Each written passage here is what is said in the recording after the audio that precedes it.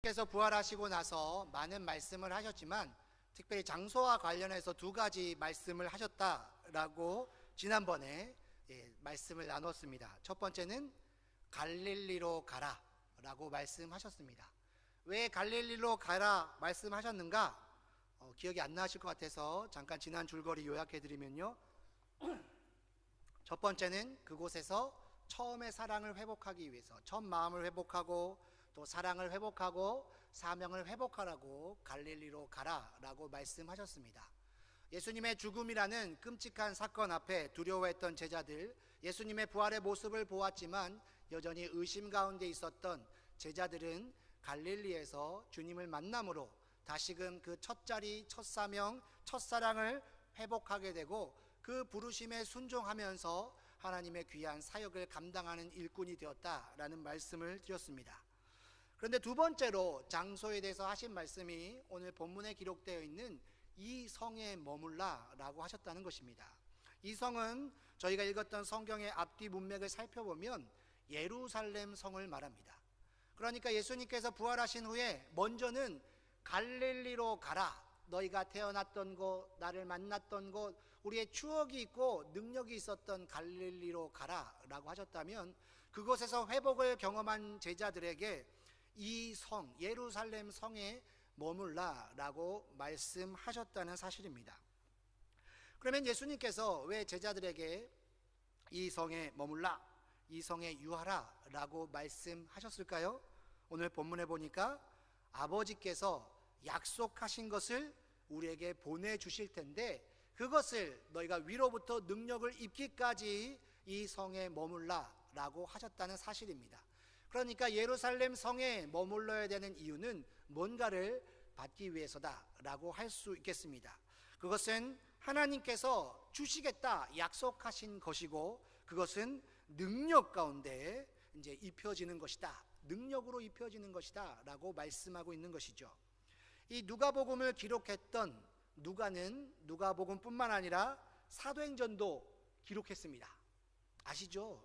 이 정도는 우리 한영의 성도들이라면 기본적으로 알고 계셔야 되는 사실입니다. 사도행전에 보면 이 하나님께서 약속하신 것, 또 위로부터 능력으로 입혀질 그것에 대해서 분명히 다시 정확하게 설명하고 계십니다. 내게서 들은 바 아버지께서 약속하신 것을 기다리라, 너희가 몇 날이 못 되어서 성령으로 세례를 받으리라 라고 약속하셨습니다. 그러니까 누가복음 24장과 사도행전 1장의 말씀을 이어서 생각해 보건대 하나님께서 약속하시고 위로부터 능력으로 덧입혀지는 것은 바로 성령을 말한다 라고 할 수 있습니다.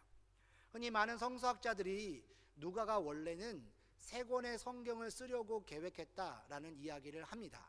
첫 번째 성경이 누가복음이에요. 예수님의 사역 시작부터 사역 끝까지의 이야기를 담은 누가복음이 일부라면, 2부는 이 예수님의 복음을 그 당시의 세계의 중심이라고 할 수 있는 로마까지 어떻게 전파되었는가, 즉 사도행전의 이야기죠. 그리고 3부는 아마 로마까지 전파됐던 복음이 땅끝까지 어떻게 전파되었는가, 이 내용을 기록하려고 하지 않았을까.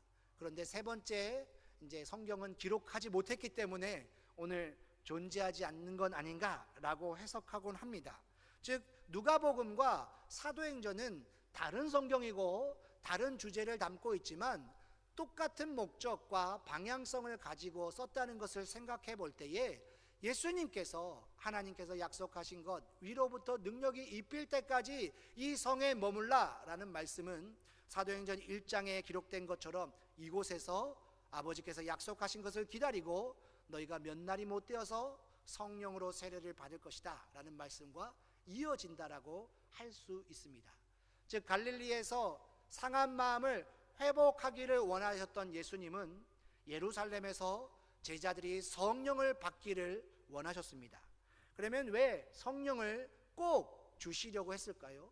왜 하나님께서는 굳이 성령을 약속하셔서 제자들이 사역에 임하기 전에 꼭 이것을 받아야 한다라고 말씀하셨을까요? 그것은 첫 번째로 성령은 좋은 것이기 때문입니다. 성령이 좋은 것이다 라고 얘기하니까 좀 어감상 성령 하나님을 너무 값어치를 떨어뜨리는 게 아닌가라는 생각이 드실까봐 이것은 성경에 나와 있는 얘기라는 말씀을 드립니다. 예수님께서 마태복음과 누가복음에 똑같은 이야기를 이렇게 하셨습니다.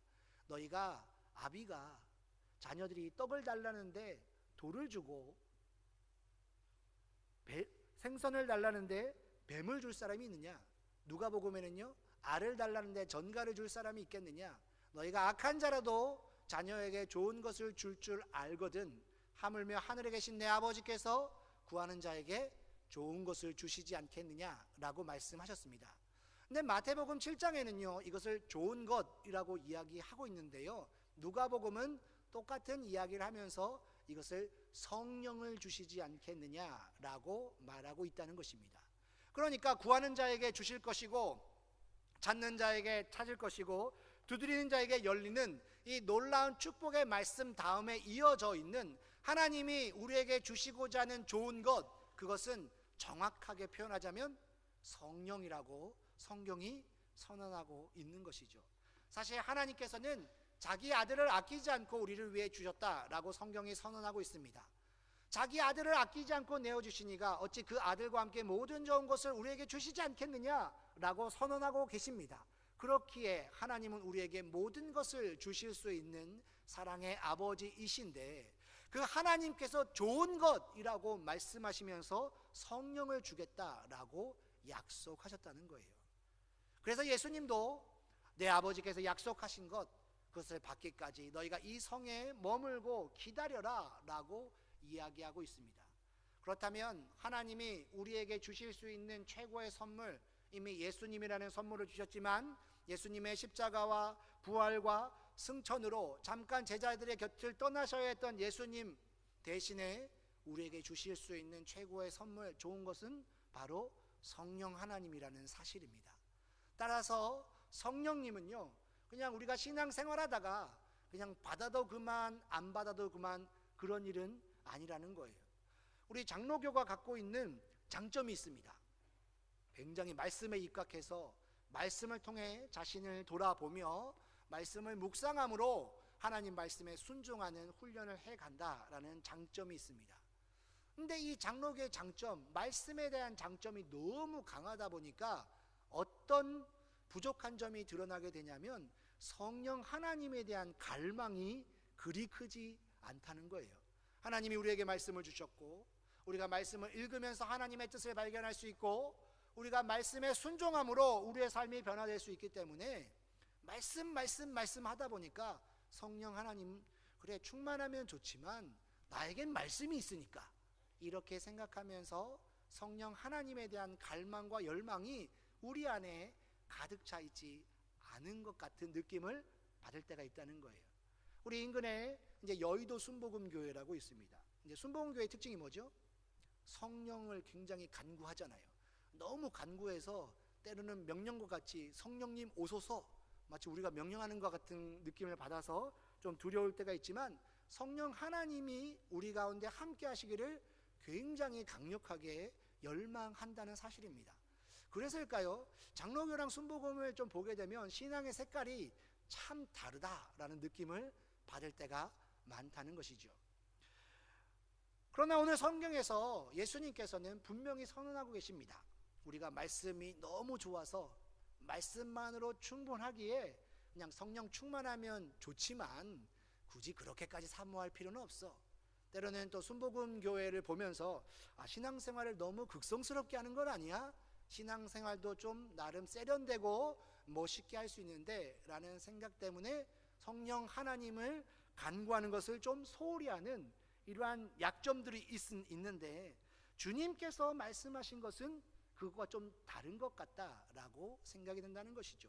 구하는 자에게 좋은 것, 구하는 자에게 성령을 주신다라고 말씀하셨기에, 성령은 하나님께서 우리에게 주시는 좋은 선물이기에 성령을 꼭 받아야 한다라고 하겠습니다. 예수님께서 성령을 받으라라고 말씀하시는 두 번째 이유는요, 이 성령께서 하시는 일과 관련이 있습니다. 이제 요한복음을 보게 되면 이제 성령께서 오시면 이런 일을 한다라고 말하고 있는데요. 첫 번째로 성령은 우리에게 가르쳐 주신다라고 말합니다. 두 번째는요, 들은 것을 생각나게 하신다. 그리고 성령이 그가 나에 대해서 증언한다라고 예수님이 말씀하셨으니까 성령은 예수님을 증거한다 라고 말합니다. 또 그가 너희를 모든 진리 가운데 인도할 것이다 라고 이야기하고 있기 때문에 성령 하나님은 우리를 진리 가운데로 인도한다 하겠습니다. 물론 이것 말고 많은 표현들이 있지만 성령께서 오시게 되면 하시는 일, 첫 번째 뭐라고요? 가르치신다고요. 두 번째 생각나게 하신다고요. 세 번째 예수님을 증언하게 하신다고요. 네 번째로 우리를 진리 가운데로 인도한다라고 선언하고 있다는 사실입니다. 우리가 신앙생활하면서 중요하게 생각하는 것이 무엇입니까? 하나님의 은혜 아닙니까? 구원받을 수 없는, 자격조차 없는 나를 하나님이 너무 사랑하셔서, 끔찍히 사랑하셔서 우리가 태어나기 전에 미리 예비하시고 선택하심으로 우리에게 믿음도 주시고 그 믿음을 고백하게 하시고 또 고백의 선물로 구원을 주셔서 우리가 이 땅의 모든 수고를 마치고 주님 앞에 서는 날에 사랑하는 아들아, 사랑하는 딸아 품어주신다는 이 약속이 우리의 신앙생활에 가장 중요한 것이라고 생각합니다. 그런데 이 놀라운 사랑과 은혜를 입은 자, 우리는 어떻게 살아야 합니까? 라는 질문 앞에 서게 될 때에 하나님의 말씀을 잘 배워서 말씀대로 살아가야 한다는 것이죠. 즉 우리의 구원은 예수님의 십자가에서 이루어진 칭의, 믿음으로 말미암아 의롭게 되는 것에서 끝나는 것이 아니라 이 땅에서 성화, 거룩한 삶을 통하여 하나님의 영광을 드러내고 하나님이 나를 구원하신 그 목적에 맞게 살아가는 것이 우리의 역할이라 하겠습니다.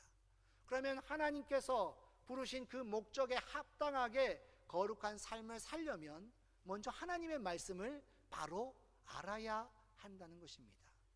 그런데 성령께서 우리를 가르쳐 주신대요. 가르쳐 주는 교사가 있다는 게 얼마나 중요합니까? 드라마를 보셨는지 모르겠지만 한때 스카이캐슬이라는 굉장히 유명한 드라마가 있었다고 해요. 저도 하도 유명하다 그래서 보다가 한 4회까지 보니까 저는 드라마랑 적성이 잘 안 맞거든요. 왜냐하면 드라마는 보면서 뭐 저런 놈이 다 있나? 어머 어떻게 공감하면서 욕도 하고 눈물도 흘리고 봐야 되는, 즉 공감 능력이 있어야 되는데 저는 공감 능력이 현격히 부족한 사람이라 드라마를 봐도 썩 재미있다는 느낌을 받지 못하기 때문에 보다가 포기하게 됐는데요. 그 드라마의 내용이 무엇입니까? 좋은 대학을 가기 위해서는 좋은 코치를 받아야 된다는 거예요. 이 코치, 스승이 있는 자와 없는 자의 삶이 참 다르다, 뭐 이런 식으로 진행이 되는 느낌을 받았습니다.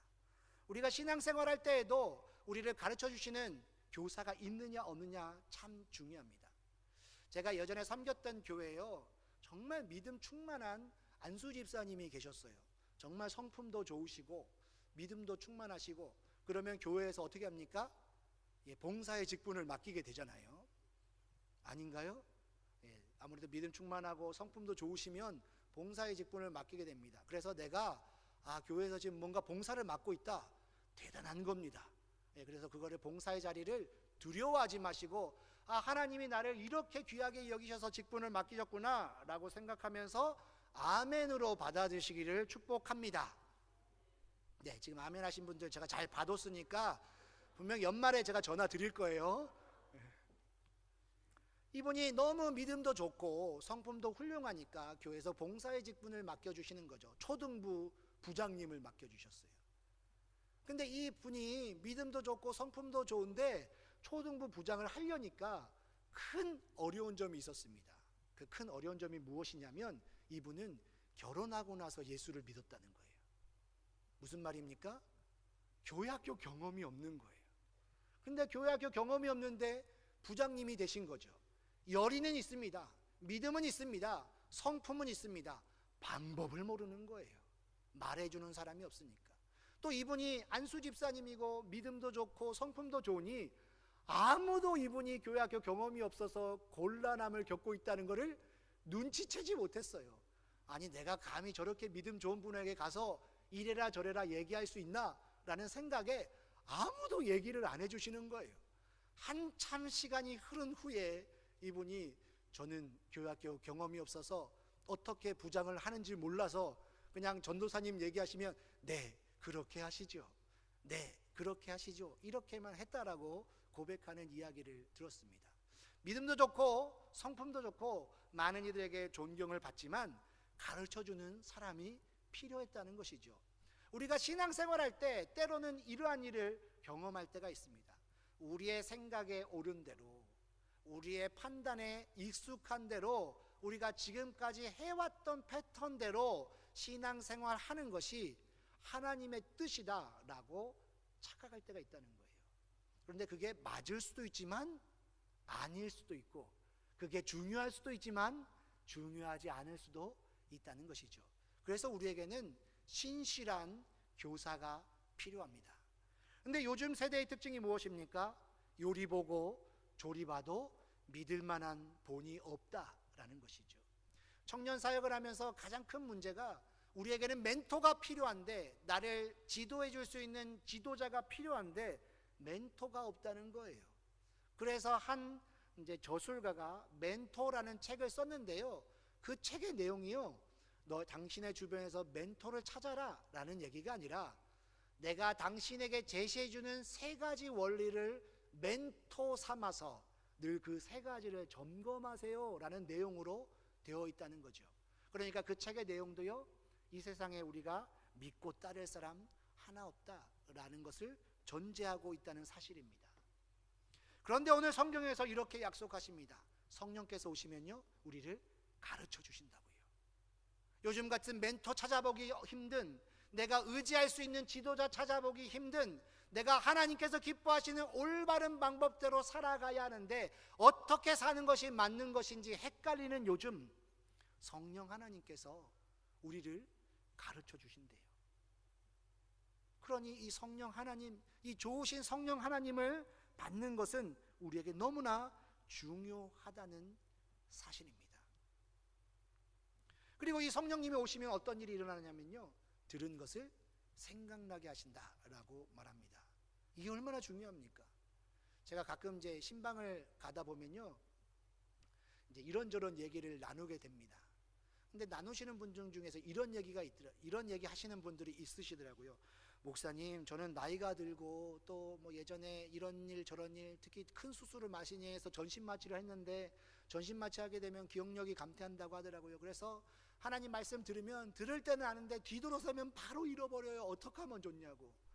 그 얘기를 들었을 때 두 가지 마음이 들었어요. 첫 번째는 하나님 감사합니다. 제가 했던 얘기 또 해도 이분이 기억을 못 하실 테니까 제가 준비하는데 많은 부담을 덜게 돼서 너무나 감사합니다 라는 마음이 들면서, 한편으로는 아, 이거 큰일 났다. 우리가 하나님의 말씀을 듣고 그 말씀대로 살아야 되는데 잊어버려서 그 말씀대로 살아가지 못한다면 변화가 없는데, 변화가 없는 우리 공동체를 하나님이 과연 기뻐하실까, 칭찬하실까 라는 생각이 든 것이죠. 그래서 이런 생각이 들었습니다. 자꾸 잃어버리신다는 것은 가르치는 제가 신통찮아서 그런가 보다, 나름 요약하고 정리하고 여러 번 강조해서 말씀을 드리는데 그래도 기억이 안 나신다는 거예요. 어떻게 해야 됩니까? 오늘 말씀해 보니까 성령께서 생각나게 하신다라고 말씀합니다. 그러니까 들은 거 기억 안 나신다는 분들, 이제 우리의 목표는 분명합니다. 하나님 약속하신 성령 보내주셔서 들은 거 생각나게 해주십시오 라고 기도하시면 된다는 거예요. 근데 이거 기도하시면서 특별히 주의하실 거는, 너무 기억력이 생생하셔서 목사님 지난번에 했던 얘기 또 하시네요 라고 손가락질하지 마시고, 들은 거 생각나게 하시는 성령님의 은혜 앞에 감사하시고 생각난 대로 기도하고 생각난 대로 순종할 때에 우리의 모습을 기뻐하시는 그 하나님을 생각해 볼 수 있다는 사실입니다. 그리고 성령님이 오시면요, 그가 나에 대해서 증언하실 것이다. 즉 성령님이 예수님에 대해서 증언한다 라고 말합니다. 교회에는 5가지 역할이 있습니다. 예배를 잘 드려야 됩니다. 교육을 받아서 성숙해야 합니다. 교제를 통해서 우리 가운데 막힌 담이 허물어져야 됩니다. 봉사를 통해서 많은 이들에게 선한 영향력을 흘려야 됩니다. 여기까지는 어떻게 하겠습니다. 예배, 교육, 교제, 봉사 잘하고 계시죠? 근데 마지막 하나가요, 선교예요. 복음을 전해야 한다는 거예요. 근데 이게 많이 걸립니다. 왜냐하면 요즘의 시대가 참 그렇거든요. 예수 얘기 꺼내면 필요 없어요. 저리 가세요. 이거 한번 읽으면 저 절에 다니거든요. 뭐 이러면서 우리를 얼마나 괄세하는지 몰라요. 참 웃긴 게 저희가 예수 전하는 거는 그 사람 잘 되라고 전하는 거예요. 그렇지 않습니까? 우리에게는 약속이 있어요. 천국 간다는 약속이 있습니다. 근데 이 좋은 것을 나만 누리기 싫어서 내가 또 예수님 너무 사랑하니까, 예수님이 우리 전도하는 걸 너무 기뻐하시니까 그래서 전도하러 가는데 사람들의 박대가 만만치 않는다는 거예요. 사람들만 그렇습니까? 가족들도 그렇잖아요. 친척들도 그렇잖아요. 내가 예수님 믿는다는 이유로 남편에게 그렇게 여봉 그러면서 애교를 부리고 사랑을 전해도 이 인간이 20년 정도 했으면은 한 번쯤 교회 올 법한데 안 온다는 말이에요. 형제들은 어떻습니까? 부모님이 돌아가셔서 이제 유산을 분배하게 될 때 너 예수 믿으니까 그렇게 막 사납게 얘기하지 말라고 챙겨주지 않잖아요. 여기서 내가 내 주장을 더 하다 보면 때로는 형제들 사이에 의가 상해서 더 안 좋은 일이 있을까봐 꾹 참아야 되는 일들 생기지 않습니까? 예수님 전하는 게 참 어려운 시대라는 거예요. 저희 교회에서 NLTC 훈련을 합니다. 저는 이 훈련이 담임 목사님 방침이기도 하지만 우리 교인들 전부가 받으셨으면 좋겠어요. 이제 이걸 훈련에 대해서 여러 음해하는 소문들이 있어요. 숙제가 많다더라, 전도가 힘들다더라, 나이 들었으니까 안 해도 된다더라. 아닙니다. 주님 보시기에 예수님은 적어도 2000살 넘으셨으니까 우리가 얼마나 귀엽고 앙증맞고 예쁘게 보이겠어요. 그래서 이 훈련을 받기를 원하는데요, 이 훈련의 장점이 뭡니까? 차마 떨어지지 않는 우리의 입술을 띄게 만들어 준다는 거예요. 왜냐하면 그 옆에서 간사님이 눈 시퍼렇게 뜨고 빨리 하세요 뭐 이렇게 한단 말이죠. 그러니까 복음을 전하는 것 눈치 보여서 하다 보면 1명, 2명, 3명 전도하면서 많이 거절당합니다. 그런데 이게 점점 담대하게 전할 수 있는 일이 된다는 것이죠. 그래서 우리에게 힘든 이 전도, 선교라는 사명을 감당해야 되는데 오늘 성령께서 어떻게 하신다고요? 예수님에 대해서 증언하신다고요. 나로서는 할 수 없는데 내 안에 계신 성령께서 나에게 담대함도 주시고 다가갈 수 있는 용기도 주시고 내 입술을 열어주셔서 예수님 얘기를 꺼낼 수 있게 한다는 거예요. 그 사람이 듣든지 듣지 않든지 그것은 우리의 역할이 아니에요. 근데 성령께서 우리로 하여금 예수님을 증언할 수 있게 하신다는 거죠. 그래서 성령의 사람들은요, 택시를 타면요, 택시기사에게 복음을 전한다는 거죠. 성령의 사람은요, 시장에서 장을 보다가 시장 주인에게 이제 뭐 시금치 사면서 복음을 전한다는 거예요. 그렇기 때문에 여러분이 시장에서 복음을 전하신다면 꼭 시금치 값을 깎으시면 안 됩니다. 예수 믿는 사람들은 값도 깎고 막 이런다고 막 그럴 수 있기 때문에 복음을 전한다는 것이죠. 내가 만나는 사람에게 예수님을 증언할 수 있는 길이 열리게 된다는 겁니다. 어떻게요? 성령께서 그것을 가능하게 하신다는 것이죠. 행여나 아유 목사님 저는 기도만 하는데 도무지 입이 떨어지지 않아요 라는 생각이 드신 분이 있다면 어떻게 기도해야 된다고요? 주님 약속하신 성령을 보내주셔서 내 입을 열어 예수님을 증언하는, 그래서 전도하는 이 사명 꼭 감당할 수 있게 해달라고. 한 목사님이 그런 얘기 하시더라고요. 천국에는 상이 여러 가지다. 예배의 상도 있고 교육의 상도 있고 교제의 상, 봉사의 상도 있는데 그 중에 제일은 전도의 상이더라. 성경 찾아보지 마세요. 성경에는 그런 구조는 없습니다만은 그렇게 이야기하시더라고요. 우리 나중에 주님 앞에 섰을 때에 그래 너 뭐 하다 왔니? 라고 묻는다면 주님 그래도 제가 이 참된 생명 다른 사람에게 심어주고 왔습니다 라고 말할 수 있지 않아야겠습니까? 근데 성령께서 그것을 가능하게 하신다 라고 말합니다. 또 성령께서 무슨 일을 하시냐면요, 우리를 모든 진리 가운데로 인도하신다 라고 말합니다. 요즘의 세상은요 많은 것이 발달했습니다. 우리가 집에서도 차 안에서도 있는 어느 곳에서도 핸드폰만 딱 꺼내면 궁금한 거 다 해결할 수 있어요. 이름 모르면 사진 찍으면 이름도 가르쳐 주고요. 이름을 치면 이게 뭐라는 것도 가르쳐 주고요.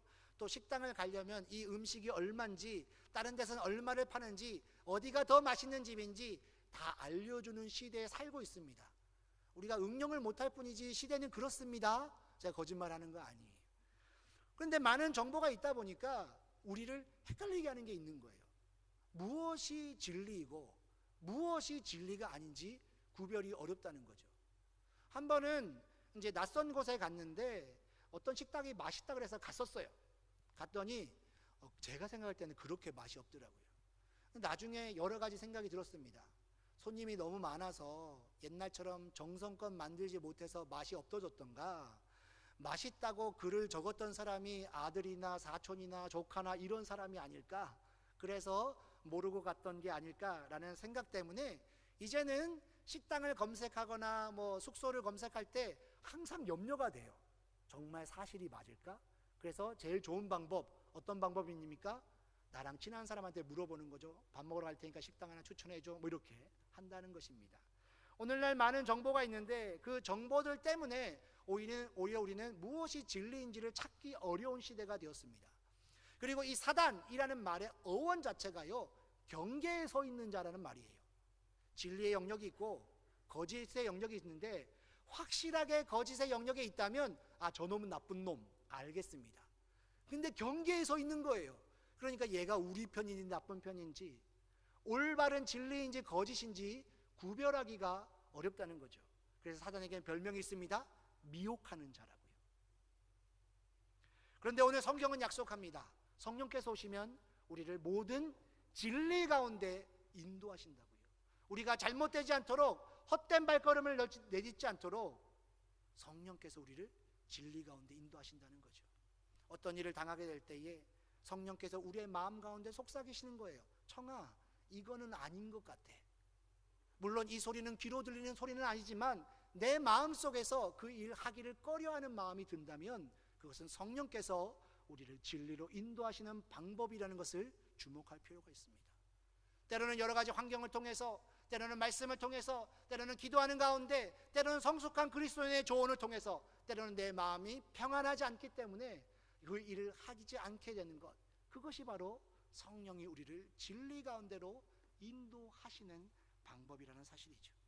그렇기 때문에 성령은 우리가 받아도 되고 안 받아도 되는 그런 일이 아니라는 사실입니다. 그리고 세 번째로, 이게 굉장히 많은 얘기를 했기 때문에 헷갈리실까봐 다시 정리해야 될 게, 첫 번째로 하나님께서 우리에게 주시는 좋은 선물이기 때문에 성령을 받아야 됩니다. 두 번째로 성령이 하시는 일, 네 가지를 말씀드렸는데 이 네 가지 때문에 우리가 성령을 받아야 됩니다. 자, 세 번째가 마지막이에요. 하나님께서 우리에게 약속하신 성령을 주시는 이유는 성령을 받고 우리가 해야 될 일이 있기 때문입니다. 사도행전의 주제와 같은 말씀은 1장 8절 말씀이라고 합니다. 오직 성령이 너에게 임하시면 너희가 권능을 받고 예루살렘과 온 유대와 사마리아와 땅끝까지 어떻게 하라고요? 내 증인이 되라 라고 말씀하셨습니다. 성령을 주시는 이유는요, 좋은 것이기 때문에, 또 그 성령이 우리에게 주는 많은 것들이 있기 때문에 이기도 하지만, 그것은 궁극적으로 우리를 구원하신 하나님의 목적, 땅끝까지 내 증인되라는 이 사명을 감당하라고 주신다는 사실이죠. 남자들은 꼭 거쳐야 되는 곳이 있습니다. 군대라는 곳입니다. 군대를 가게 되면 처음에 여러 가지 이 사람이 군대에 적합한지 검사를 하게 돼요. 검사가 끝나게 되면 어떤 창고 앞에 다 모이게 합니다. 거기서 그 사람이 써야 될 전투 물품들을 지급합니다. 옷도 주고요, 속옷도 주고요, 신발도 주고 막 주고, 나중에 총도 줍니다. 왜 줍니까? 군인의 목적은 나라를 보호하고 나라를 위협하는 사람들과 싸워야 되는 사명이 있기 때문에 그것을 감당할 수 있는 무기를 먼저 주고 이 무기에 익숙하게 만드는 것이죠. 하나님도 그렇습니다. 하나님께서 보시기에 이 구원하셨던 하나님의 교회는 공중의 권세 잡은 자들과 싸우기에는 너무 미력한 거예요. 예수님의 제자들 기억하십니까? 다 뿔뿔이 흩어졌다잖아요. 모른다잖아요. 심지어 저주까지 하잖아요. 한 놈은 예수님 홀라당 팔아버리잖아요. 너무나 연약한 존재들이에요. 그래서 하나님은 이 하나님의 교회, 하나님의 제자들이 감당할 수 있도록 아주 귀중한 무기를 주셨습니다. 그것이 무엇입니까? 바로 성령 하나님이란 사실이에요. 이 성령 하나님이란 무기는요, 정말 신기하게도 내주하신다라는 말 하거든요. 그게 무슨 말이냐면 내 안에 계신다는 거예요.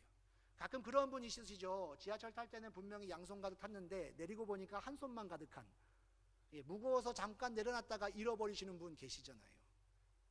또 어떤 분들은 핸드폰 그렇게 찾으시더만요. 어떤 분들은 집 열쇠, 차 열쇠 그렇게 찾으시더만요.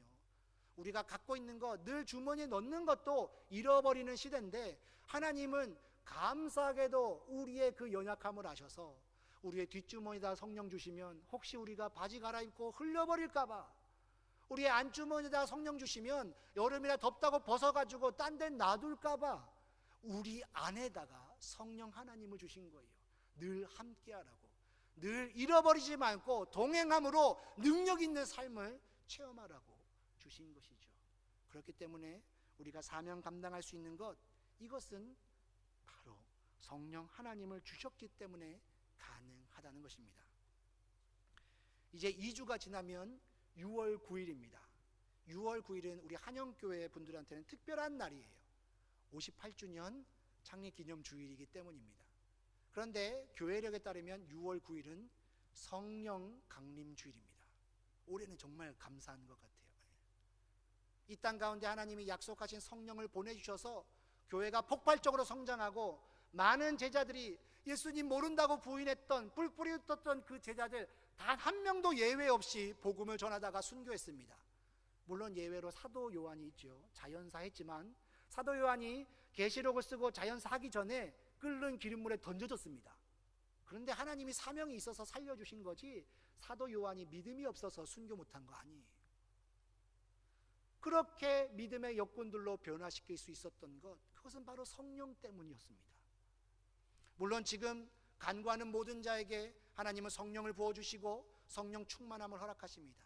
하지만 성령 강림주를 기억하면서, 하나님, 우리가 성령 없이 살아갈 수 없는데, 성령 없이 승리할 수 없는데, 성령 없이 일어설 수 없는데, 다시금 내 안에 성령을 충만하게 부어주셔서 이제는 나의 삶이 아니라 하나님께서 나에게 맡겨주신 그 삶을 감당하며 나아가겠습니다 라고 기도할 때에 하나님께서 우리의 기도를 들으시고 어떻게 응답하셔서 사용하시는지를 기대하는 저와 여러분 되기를 주님의 이름으로 축원합니다.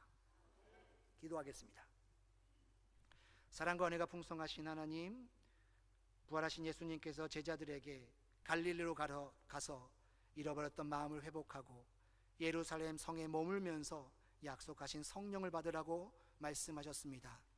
우리에게도 하나님을 만났던 때가 있고 하나님과 뜨거웠던 사랑을 했던 때가 있고 하나님 명령이라면 죽음까지 감내하겠노라고 고백했던 때가 있는데, 여러 가지 삶의 문제 앞에서 지치고 바빠서 잃어버린 때가 있었음을 고백합니다.